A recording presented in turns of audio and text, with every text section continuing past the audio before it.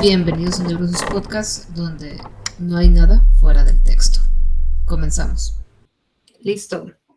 Bueno, bienvenidos a Neurosis Podcast. Ahora tenemos un nuevo nombre y para inaugurar el nuevo nombre del podcast, que ahora será Neurosis, tenemos a Lorena Parra, Silvia Lorena Parra, quien es doctora en educación y que nos va a explicar un poquito cuándo inició su proceso formativo, pero también de experiencias de vida personales y tal vez luego nos dé unas recomendaciones sobre cómo vivir, ¿no? Pero bueno, bienvenida Lorena. Muchas gracias por la presentación. Agradezco mucho la invitación y pues a tus órdenes, me indicas por dónde quieres que inicie, porque mi historia es un poco larga, aunque no pretendo contarla toda, no te preocupes, lo más indispensable. Bien, nada más para dar un poquito más de inicio a quién eres. Eres licenciada en pedagogía, maestra en docencia y doctora en educación. O sea, todo ya ha sido en torno a la educación. Yo te conocí en una maestría cuyo nombre no mencionaremos. Y yo sé que tienes actividades extras como promoción de la lectura, participar como juez en diversos esquemas escolares, en nivel básico, nivel medio, nivel superior. Y bueno, sobre todo en el ámbito que yo te conozco es en tu afán y tu necesidad de expresión en el lado de la escritura. Eres autora de algunos libros de tu propia necesidad, o sea, tú los sacas y tú los publicas tal cual, no haces tu proceso, buscas tu proceso y tú haces todo tu proceso mercadológico, ¿no? Tu branding, todo. Sus libros se titulan La Caja Siniestra y otras historias, la novela epistolar, concierto para violonchelo.com, y este último está en imprenta, o sea, apenas va a salir. Bueno, nos invitas para esa fecha de salida del libro. Claro. ¿Por qué la docencia, Lorena?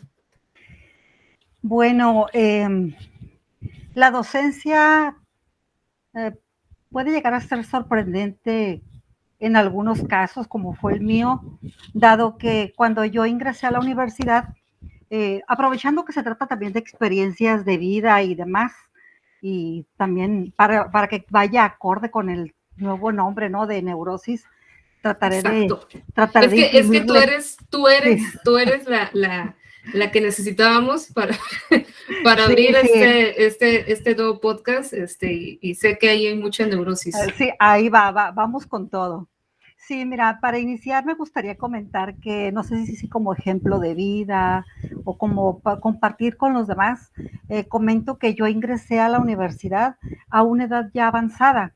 No es que me considero una anciana como tal, pero pues ingresé de 42 años, a una edad en la que ya algunos maestros llevan unos años ya recorridos en la docencia y que incluso ya tienen algunos cargos, direcciones y algunos piensan ya en la recta final de jubilarse y demás.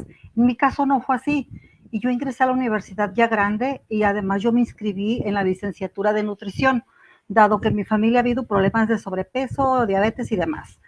Pues en el curso propedéutico, al ingresar a la licenciatura, los maestros que estaban impartiendo el curso se percataron que yo tenía muchas inquietudes, que tenía muchas preguntas, que estaba en búsqueda de muchas cosas, pues principalmente pues de seguir creciendo. Y ahí fue cuando ellos me dieron esas cualidades, ese perfil de pedagogo.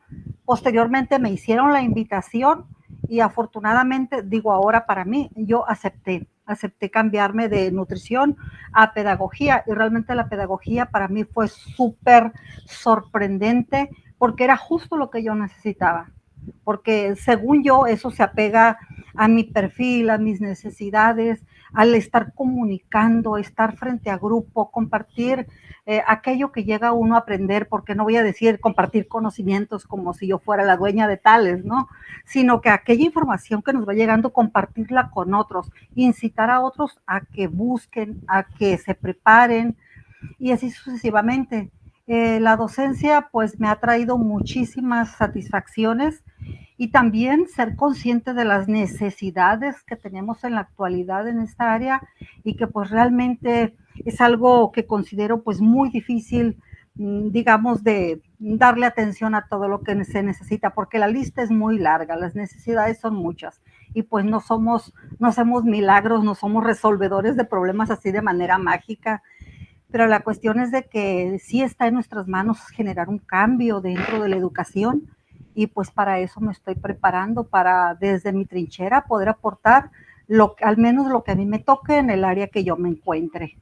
Y es por eso que estoy en la docencia. Así es. ¿Desde qué edad iniciaste a estudiar? ¿En qué edad?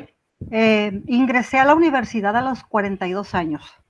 Próxima a cumplir 43 porque ingresamos agosto, septiembre y en noviembre me cumplí mis 43 años. Así es, y fueron casi 4 años en la licenciatura e inmediatamente pues ya por la edad y digo pues hay que quemar etapas porque ya estoy contrarreloj. Entonces fue donde nos tuvimos ya el gusto, donde la vida nos reunió y donde nos conocimos, como dijiste, cuyo nombre tampoco mencionaremos. E inmediatamente después de la maestría, vámonos al doctorado, porque para qué ya dejar más tiempo de lado. Y sí, y todo ha sido en una misma línea, porque para qué complicarme, si de por sí ya el compromiso trae sus propias complicaciones, para qué buscarle más. Por eso también decidí especializarme en educación.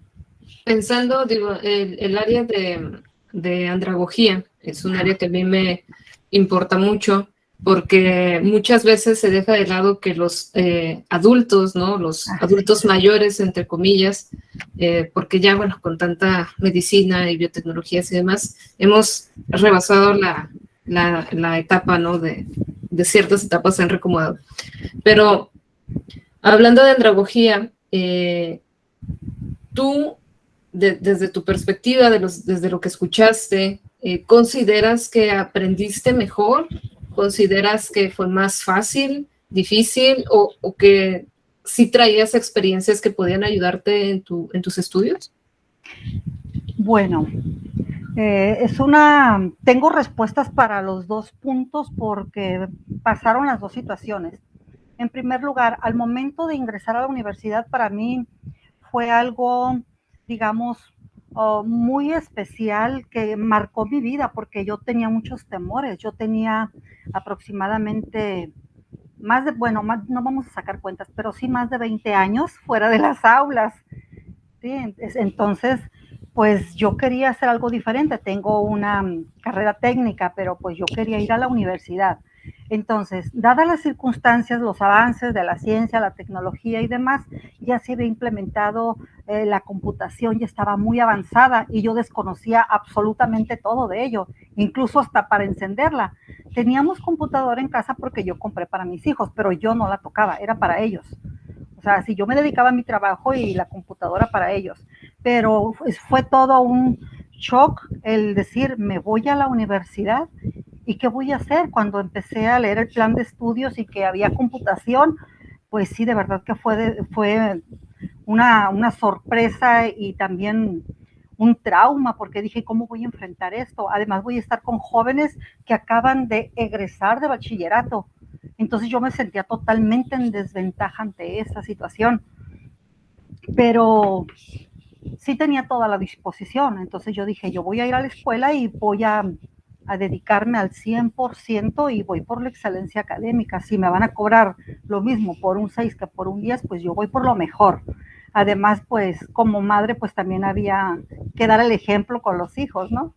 Entonces, sí fue algo difícil, me sentí en desventaja, pero afortunadamente había empezado a saciar previamente al ingreso a la universidad.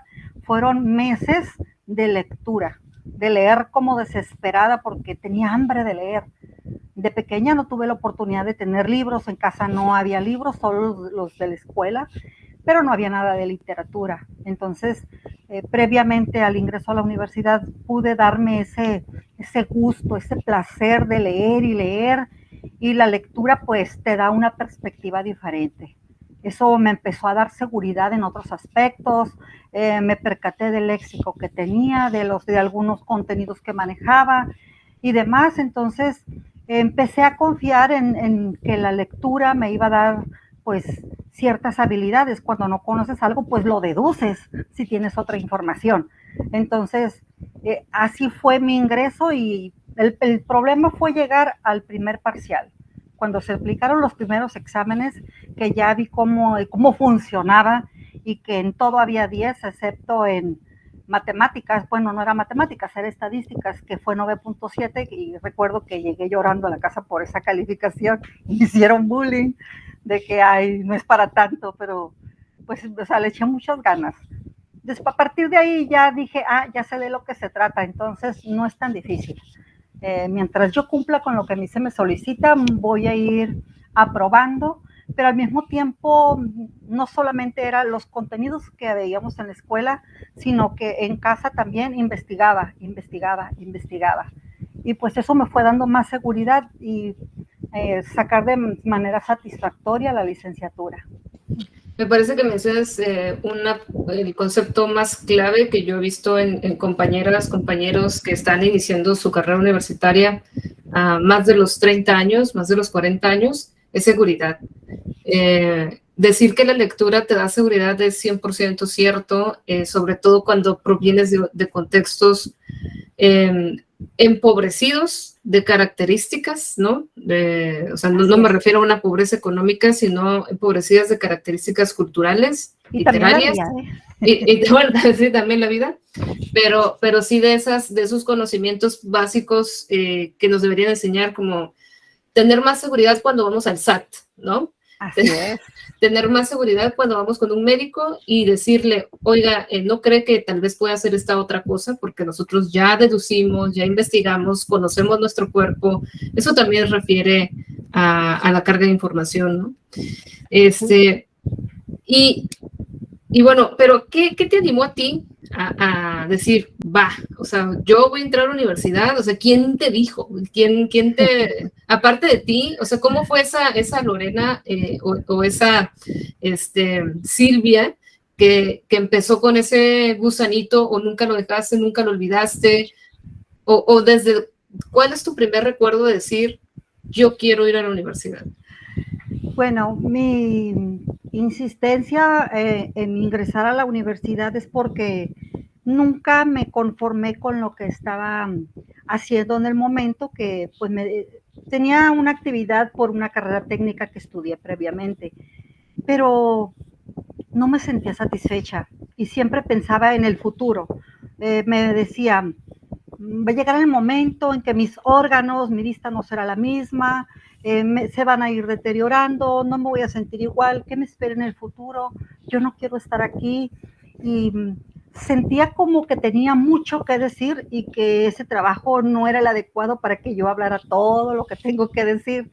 Entonces, siempre puse digamos, como en lista de espera, ¿sí? Ya que mi hijo termine tal etapa, luego va esto, y después de esto, y fui haciendo la lista, pero siempre tuve en mente ingresar a la universidad. Pero pequeño detalle, no tenía el bachillerato. Entonces, para mí eso no fue ningún problema, porque también grande estuve yendo sábados y domingos por 3 años, hasta que concluí de manera satisfactoria y obtuve los resultados. Pero yo siempre quise hacer algo más. Yo provengo, como bien dijiste hace rato, no era la intención, pero también aplica, de un contexto de verdad donde había muchas carencias y donde no habíamos ido a la universidad. En casa solamente una de mis hermanas había ido a la universidad. Posteriormente, uno de mis hermanos ya por su lado, él también se inscribió también a la universidad, y el hermano mayor que yo de la misma manera. Pero yo no era, o sea, no eran los únicos, también yo quería hacer algo.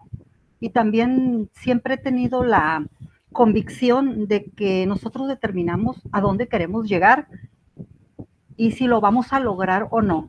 Creo que esas situaciones dependen exclusivamente de uno, porque a final de cuentas, si yo soy la constructora de mi vida, si yo soy quien toma las decisiones, entonces, ¿por qué no dirigir, encaminar mis pasos hacia esa meta. Yo no sabía cuánto tiempo me iba a llevar, pero sí sabía que era lo que quería y que tendría que lograrlo más tarde que temprano, pero que iba a hacer todo lo que estuviera de mi parte. Y hasta el momento, pues creo que sí lo hice y sigo en ello. ¿Y cuántos trabajos tuviste antes de ingresar a la universidad? Laborales, a eso te Sí, sí, refieres. sí. Bueno, me dediqué por Bueno, muchos también años. por mamá, ¿no? O sea, ser mamá es un trabajo Ah, completo. no, sí, qué terrible, es de lo más cansado, es de lo más cansado, trae sus satisfacciones. Pues estuve trabajando, digamos, pues solamente me dediqué al diseño, que es lo que yo estudié previamente, a lo que es corte y confección y alta costura, diseñar cualquier prenda, así sea un terminado muy fino, muy exigente, pues de eso se requiere la alta costura. Y estuve dando clases en el Instituto Yanem de corte y confección que se encuentra en la calle Séptima. Eh, Ahí también estudié porque previamente había estudiado en la secundaria industria del vestido, ya tenía conocimientos previos. Entonces quise también mejorar lo que ya sabía y entre estudiar y posteriormente ya estaba impartiendo clases también. Sí, no Fue es el, fácil. sí, fue el impartir las clases y luego también dedicarme al diseño por años y eso fue lo que me hizo también de alguna manera sacar adelante a mis hijos, que creo que también es algo que pues tiene lo suyo y también tiene su mérito. Sí, y eso es a lo que iba, ¿no? Económicamente, ¿qué tal te iba?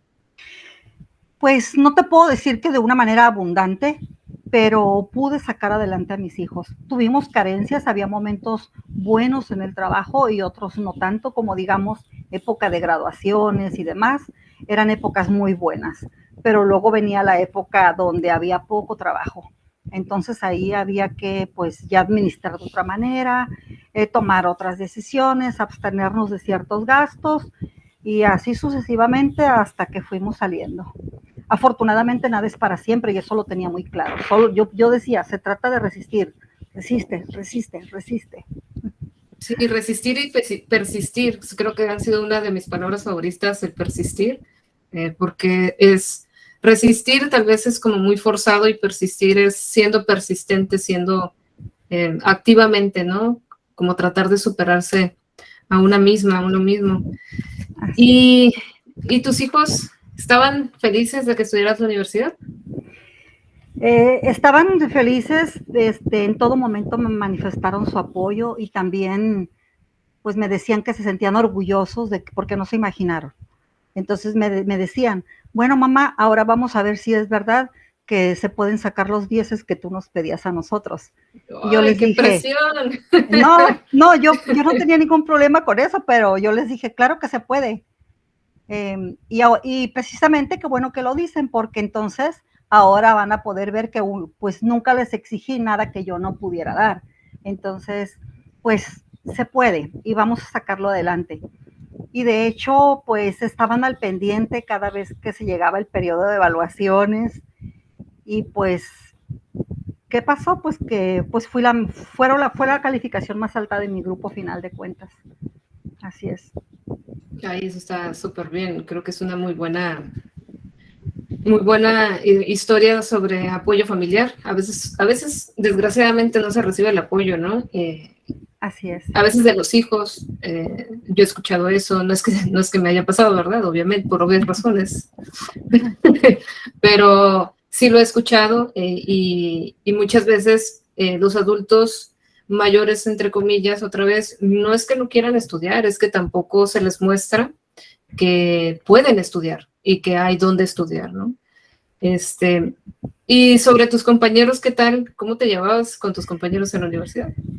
Bueno, me gustaría comentar algo previo a esto, Uh-huh. para que no se me vaya a pasar, pero sí creo que acabas de comentar un punto muy importante que me gustaría resaltar porque es verdad, muchas ocasiones la mayoría de las personas ya adultas no tienen idea que pueden ingresar a la universidad, no importa cuánto tiempo haya pasado.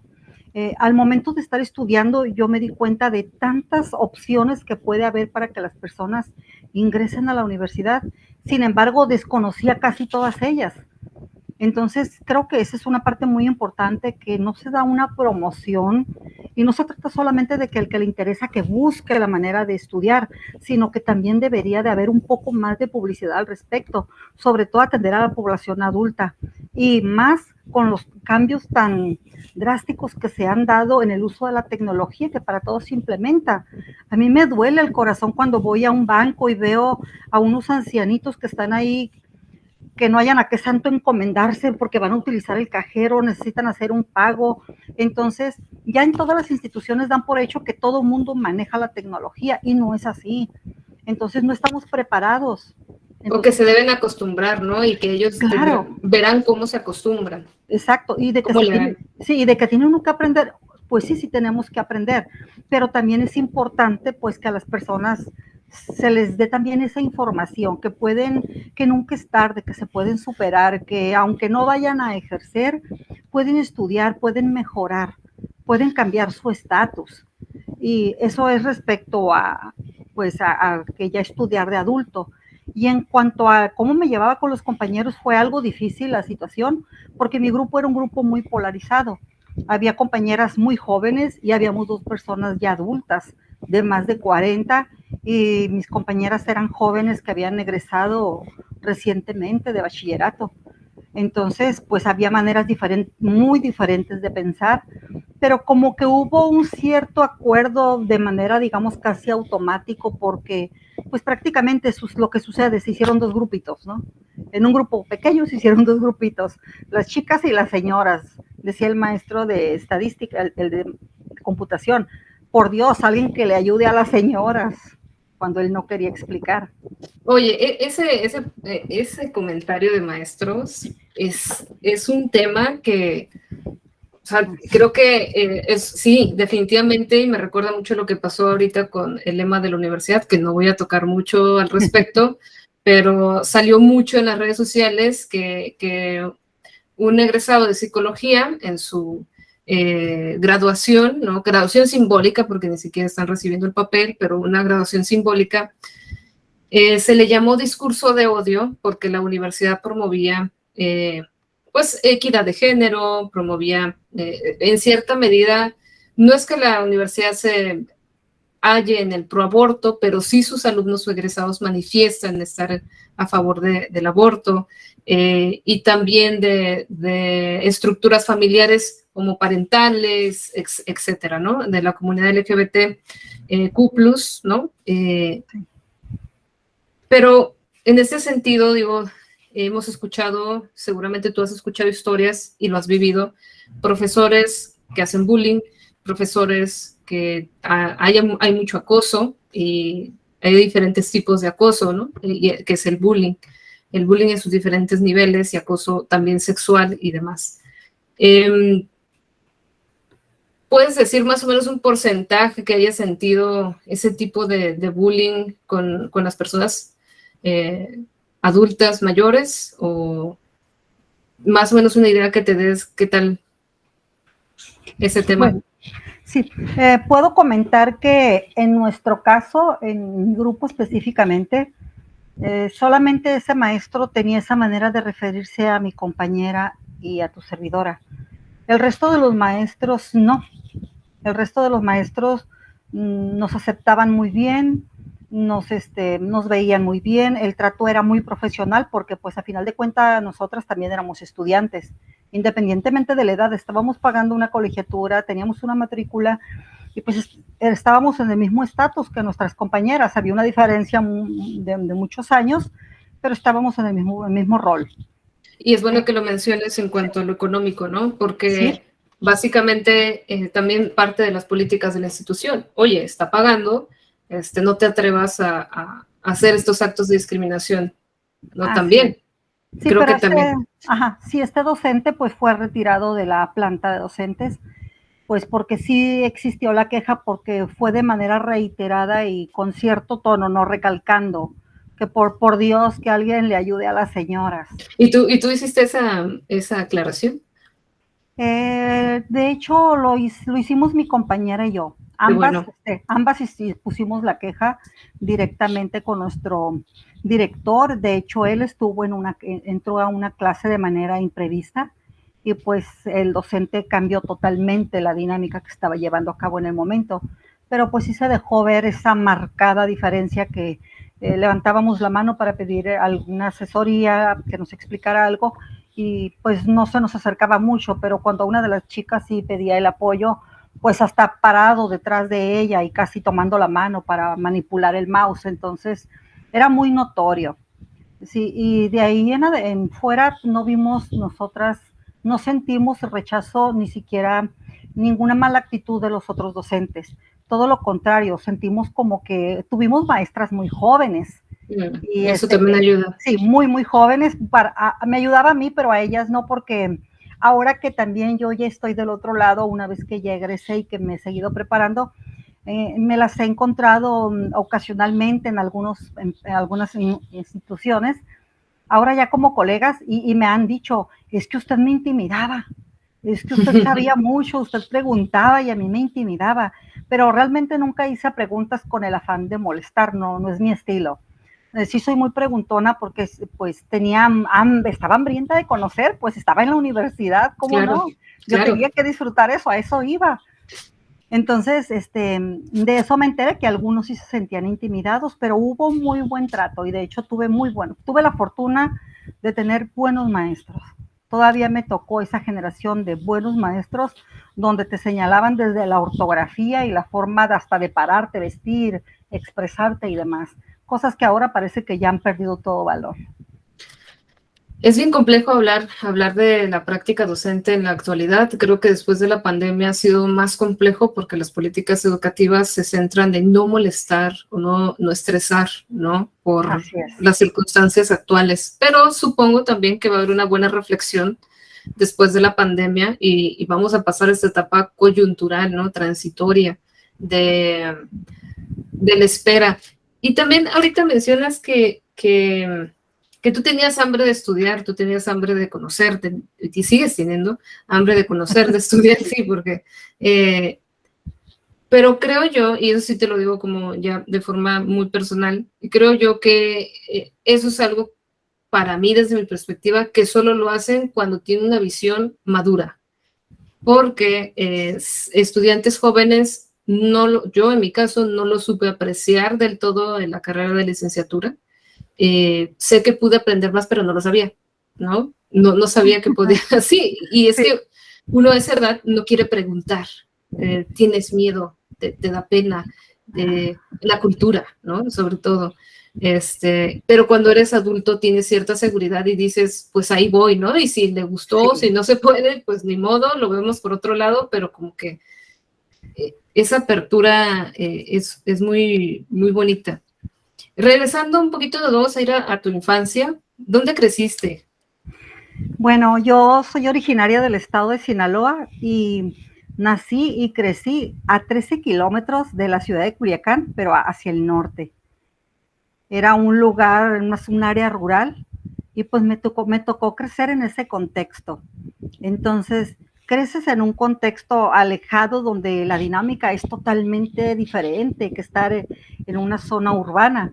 Las escuelas, la manera de enseñar de los maestros, el cómo interactúan unos niños con otros. Porque en el lugar donde yo vivía ni siquiera era un rancho, porque en un rancho tienes vecinos y más vecinos y hay muchas viviendas, pero ahí solo era la nuestra. Y ya muy un poco retirado, pues por allá otra familia, digamos 3, 4 familias, pero muy distantes una casa de la otra.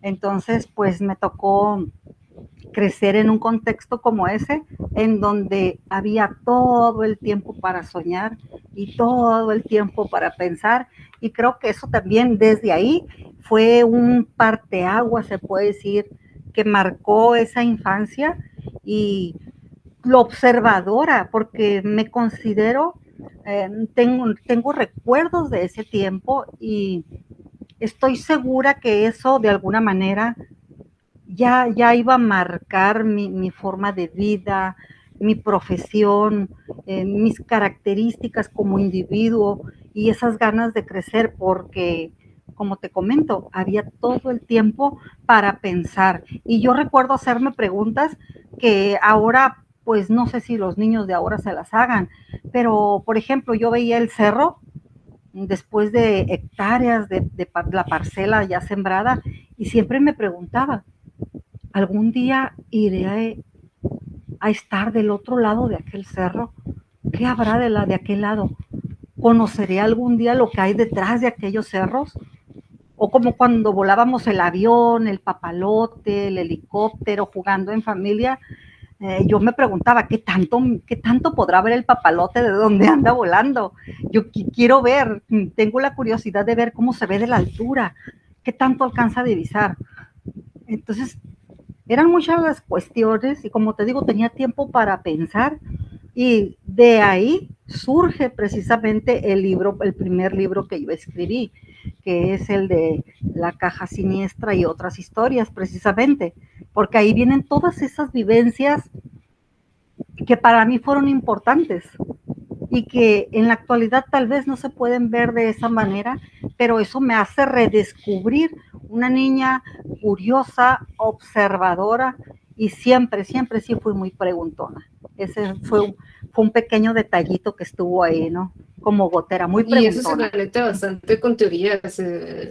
O sea, yo pienso en teorías, pienso en el marxismo materialista, pienso en Derrida, pienso en Jacques Lacan, pienso en Carl Jung, ¿no?